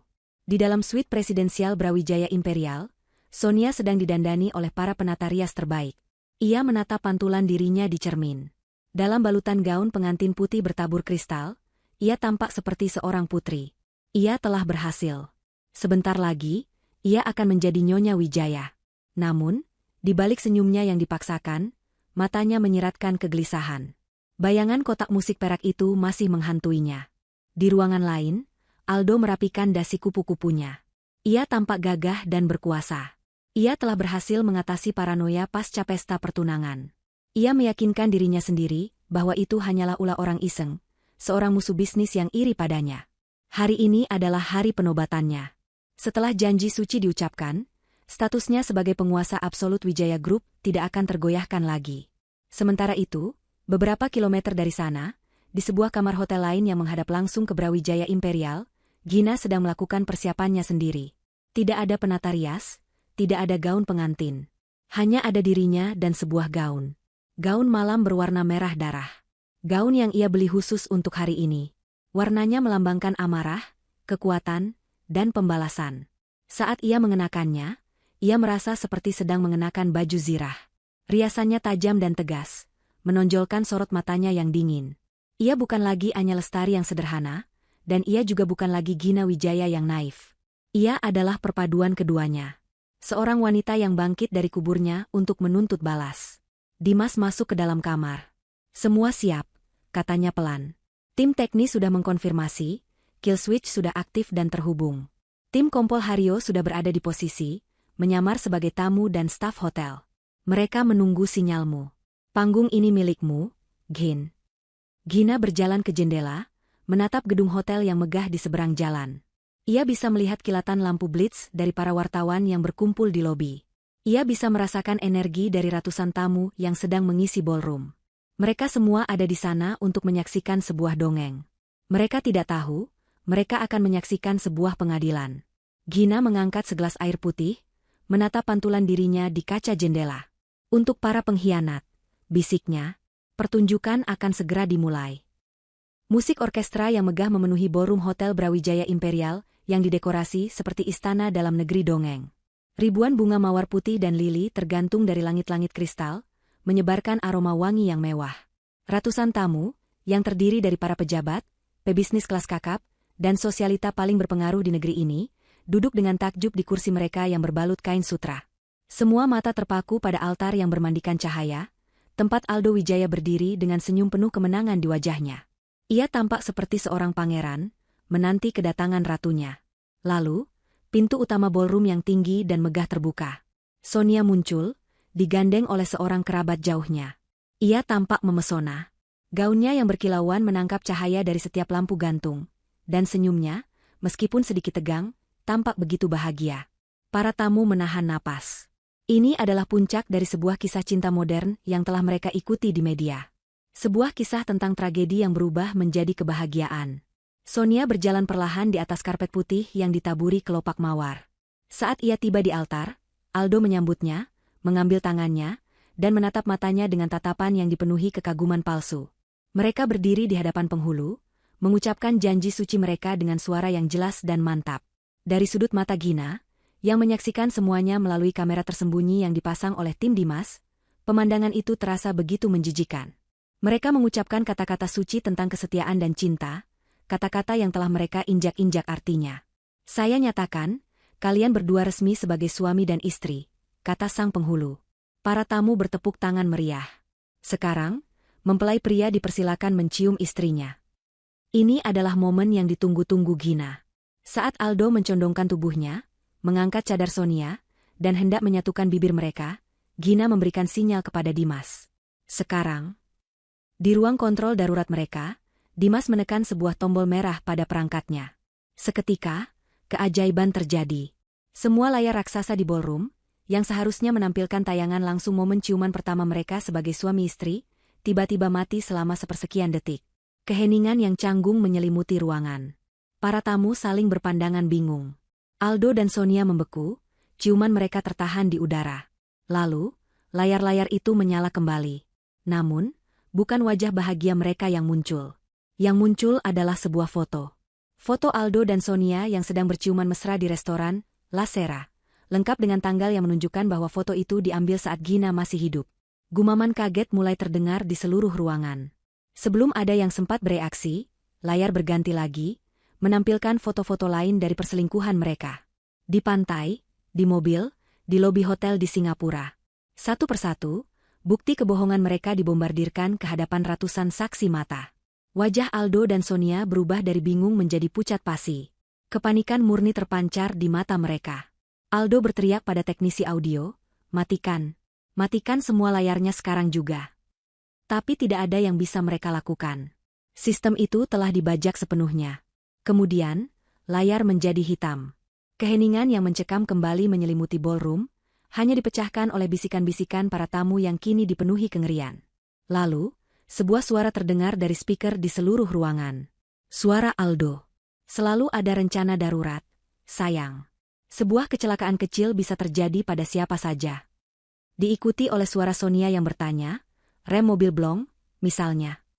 Jika sebelumnya hanya ada keterkejutan, kini yang ada adalah kengerian massal. Para tamu menatap Aldo dan Sonia dengan tatapan tidak percaya. Mereka baru saja mendengar sang mempelai pria dan wanita dengan santai membahas skenario pembunuhan. Video berlanjut, menampilkan diagram aliran dana yang dicuri dari Wijaya Group. Skala kejahatan mereka kini terpampang jelas bagi semua orang. Aldo gemetar hebat. Bukan lagi karena amarah, tapi karena ketakutan. Sonia mulai terisak, riasannya yang sempurna luntur oleh air mata ketakutan. Mereka terjebak di atas altar, di bawah sorotan lampu, diadili oleh ratusan pasang mata yang kini menatap mereka dengan jijik dan ngeri. Dan tepat di puncak kekacauan itu, pintu utama ballroom yang megah kembali terbuka. Kali ini, yang muncul bukanlah seorang mempelai wanita. Sosok yang berdiri di sana adalah seorang wanita dalam balutan gaun merah darah yang menyala. Ia berdiri dengan punggung tegak, dagu terangkat, dan tatapan mata yang setajam elang. Rambutnya yang pendek dan gelap membingkai wajahnya yang familiar namun terasa berbeda. Ada kekuatan dan ketenangan yang mematikan dalam dirinya. Seluruh ballroom terdiam. Orkestra berhenti bermain. Bisikan-bisikan lenyap. Ratusan pasang mata menoleh ke arah pintu, mencoba memproses apa yang mereka lihat. Beberapa tamu yang lebih tua terkesiap, beberapa yang lebih muda mengeluarkan ponsel mereka, mengira mereka sedang berhalusinasi. Wanita itu mulai berjalan. Ia melangkah anggun di atas karpet putih yang sama yang beberapa menit lalu dilewati Sonia. Setiap langkahnya penuh dengan tujuan. Ia melewati barisan tamu yang membeku di kursi mereka, wajah-wajah mereka menunjukkan campuran antara syok, ketidakpercayaan, dan ketakutan. Mereka semua mengenali wajah itu. Wajah yang telah menghiasi sampul majalah bisnis dan berita duka setahun yang lalu. Bagi Aldo dan Sonia, pemandangan itu lebih mengerikan daripada film horor manapun. Mulut mereka ternganga, mata mereka melotot. Mereka menatap sosok yang berjalan mendekat itu, seolah mereka baru saja melihat hantu. Dan memang, bagi mereka, wanita itu adalah hantu. Hantu dari masa lalu yang mereka kira telah berhasil mereka kubur selamanya. Gina akhirnya tiba di kaki altar. Ia berhenti beberapa langkah dari mereka, menatap langsung ke mata Aldo yang dipenuhi teror, lalu beralih ke Sonia yang gemetar tak terkendali. Keheningan di ruangan itu begitu pekat, hingga suara napas yang tercekat pun bisa terdengar. Gina tersenyum. Senyum yang tidak mencapai matanya. Senyum yang dingin, penuh kemenangan, dan tanpa ampun. Ia mengambil mikrofon yang tergeletak di mimbar penghulu, yang sudah melarikan diri entah kemana. Ia mengangkatnya ke bibirnya, suaranya yang tenang dan jernih menggema di seluruh ballroom yang sunyi senyap. "Selamat atas pernikahan kalian," katanya, matanya tidak pernah lepas dari wajah Aldo dan Sonia. "Maaf aku sedikit terlambat. Sepertinya kalian memulai pesta di atas kuburanku, tanpa mengundang bintang utamanya." Pernyataan Gina menggantung di udara yang pekat oleh ketegangan, membelah keheningan seperti sebilah pedang. Untuk sesaat, tidak ada yang bergerak. Ratusan tamu di ballroom itu membeku, otak mereka mencoba memproses pemandangan yang mustahil di depan mata mereka. Seorang wanita yang seharusnya sudah menjadi abu dan tulang belulang, kini berdiri tegak dalam balutan gaun merah darah, menantang para pembunuhnya di altar pernikahan mereka. Aldo adalah yang pertama kali sadar dari kelumpuhannya. Wajahnya yang pucat pasi kini memerah karena amarah dan kepanikan yang meluap-luap. Ini tidak mungkin. Rencananya sempurna. Gina seharusnya sudah mati. "Penipu," teriaknya, suaranya melengking dan tidak lagi terdengar berwibawa. "Dia bukan Gina. Gina sudah meninggal. Kalian semua lihat sendiri beritanya. Ini pasti jebakan. Seseorang mencoba menghancurkan saya." Ia menunjuk Gina dengan jari gemetar. "Siapa kau sebenarnya? Siapa yang membayarmu untuk melakukan ini?" Gina hanya menatapnya dengan tatapan dingin yang menusuk. Ia tidak perlu balas berteriak. Ketenangannya adalah senjatanya yang paling tajam. Di samping Aldo, Sonia akhirnya hancur. Wajahnya basah oleh air mata. Namun bukan air mata kesedihan, melainkan air mata teror murni. "Aku tidak tahu apa-apa," isaknya, kata-katanya ditujukan pada kerumunan tamu yang kini menatapnya dengan jijik. "Ini semua ide Aldo. Aku hanya mencintainya. Dia yang memaksaku." Dalam sekejap, persekutuan iblis mereka hancur, digantikan oleh naluri bertahan hidup yang paling dasar, saling menyalahkan. "Diam kau, wanita bodoh," bentak Aldo pada Sonia, topengnya sebagai pria santun kini telah luruh sepenuhnya, menampakkan wajah aslinya yang kejam. "Oh, Aldo. Selalu menyalahkan orang lain," kata Gina, suaranya yang diperkuat oleh mikrofon terdengar jelas di setiap sudut ruangan. Para tamu, yang tadinya hanya berbisik-bisik, kini terdiam sepenuhnya, menjadi penonton di pengadilan dadakan ini. "Kau pikir kebohonganmu masih bisa menyelamatkanmu sekarang?" Gina melangkah maju, mendekati altar. "Kau bilang aku penipu? Baiklah. Kalau begitu, coba kau jelaskan pada semua orang di sini, bagaimana seorang penipu bisa tahu tentang bekas luka kecil di pergelangan tanganku ini." Gina mengangkat pergelangan tangannya, menunjukkan sebuah bekas luka tipis berwarna putih. Kau lupa, Al? Kau yang membuat bekas luka ini saat kita berbulan madu di Maldives.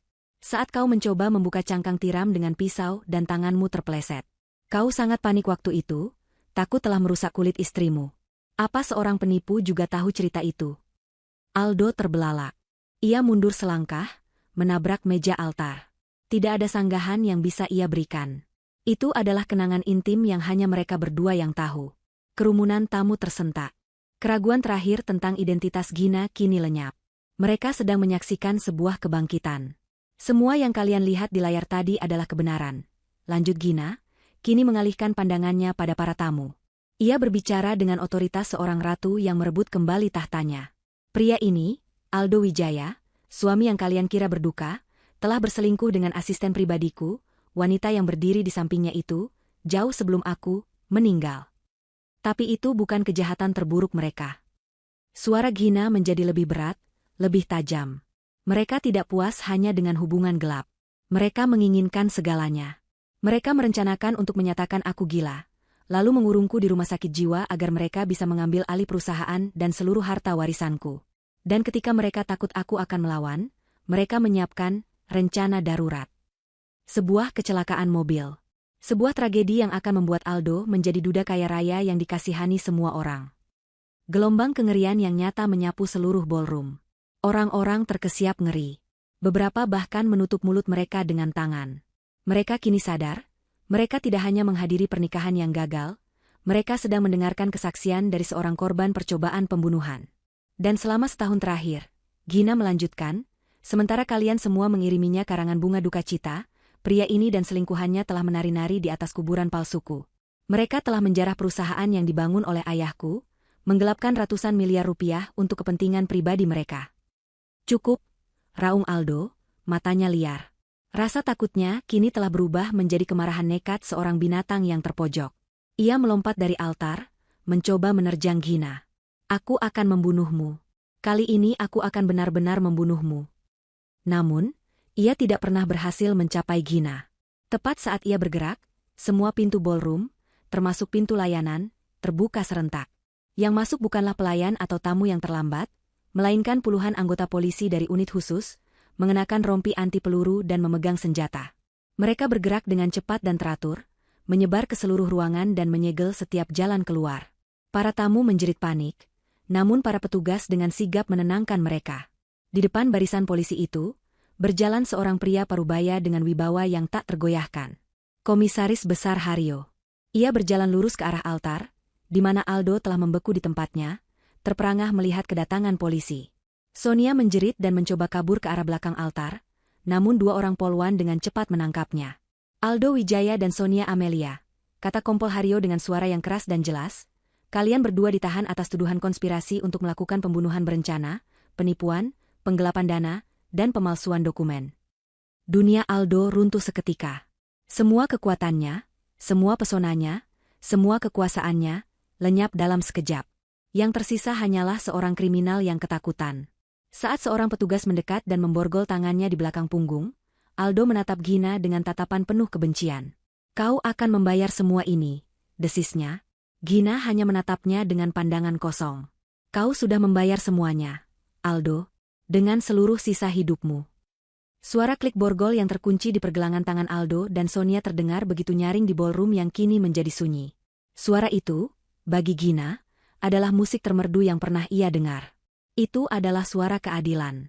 Di tengah kilatan lampu kamera dari para wartawan yang kini diizinkan masuk dan mengabadikan momen itu, Aldo dan Sonia digiring keluar dari pesta pernikahan mereka sendiri. Wajah mereka, yang beberapa menit lalu bersinar karena kebahagiaan palsu, kini terpatri dalam sejarah sebagai wajah para penjahat yang paling terkenal di negeri ini. Momen bahagia mereka telah berubah menjadi aib abadi yang tidak akan pernah terlupakan. Gina tetap berdiri di atas panggung kecil di depan altar. Kekacauan masih berputar di sekelilingnya, para tamu masih syok, polisi masih mengamankan tempat kejadian. Namun di tengah semua itu, ia merasa tenang. Dimas mendekatinya, menatapnya dengan tatapan bangga. Sudah berakhir, Gin, katanya pelan. Gina mengangguk.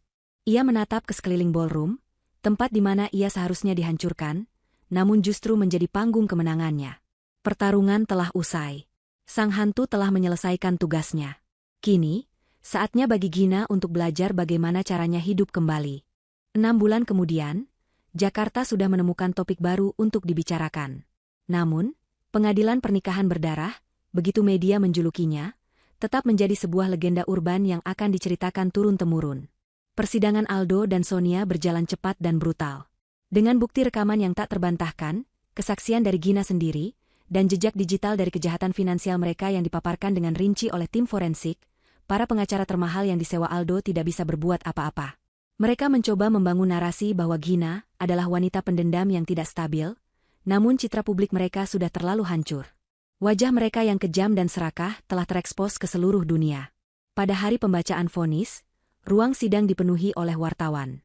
Aldo dan Sonia, yang kini tampak kuyu dan jauh lebih tua dari usia mereka, hanya bisa menunduk pasrah. Hakim mengetukkan palunya dengan keras. Aldo Wijaya divonis hukuman penjara seumur hidup atas dakwaan percobaan pembunuhan berencana dan kejahatan finansial skala besar. Sonia Amelia menerima vonis 20 tahun penjara atas keterlibatannya. Kekayaan haram mereka disita oleh negara, dan nama mereka selamanya akan menjadi sinonim dari keserakahan dan pengkhianatan. Keadilan telah ditegakkan sepenuhnya. Karma telah menemukan jalannya. Bagi Gina, proses kembali ke dunia orang hidup tidaklah mudah. Ia harus melalui serangkaian prosedur hukum yang rumit untuk membatalkan akta kematiannya. Setiap langkahnya diliput oleh media, namun ia menghadapinya dengan ketenangan yang mengagumkan. Ia tidak pernah menunjukkan kemarahan atau kesedihan di depan publik. Ia hanya menunjukkan kekuatan. Hari pertamanya kembali ke kantor Wijaya Group adalah sebuah momen yang bersejarah. Ia tidak masuk melalui pintu direksi, melainkan melalui lobi utama, menyapa setiap karyawan yang ia lewati. Ia mengadakan pertemuan umum di aula perusahaan, di tempat yang sama di mana Aldo pernah memberikan pidato duka cita palsunya. Berdiri di podium yang sama, Gina menatap ratusan karyawannya. Banyak dari Anda yang mungkin masih terkejut. Banyak dari Anda yang mungkin bingung. Katanya, suaranya mantap dan jelas. Saya di sini hari ini untuk mengatakan bahwa masa ketidakpastian telah berakhir. Babak kelam perusahaan ini telah kita tutup bersama. Mulai hari ini, kita akan membangun kembali Wijaya Group di atas fondasi yang benar. Integritas, kejujuran, dan kerja keras, nilai-nilai yang sama yang dipegang teguh oleh ayah saya. Ia tidak menyebut nama Aldo sekalipun. Pria itu tidak layak mendapatkan tempat bahkan dalam sejarah buruk perusahaannya. Pidatonya disambut dengan tepuk tangan yang membahana. Sebuah tanda dukungan dan kelegaan dari orang-orang yang kini melihatnya bukan sebagai korban, melainkan sebagai pemimpin sejati mereka. Gina melakukan pembersihan total.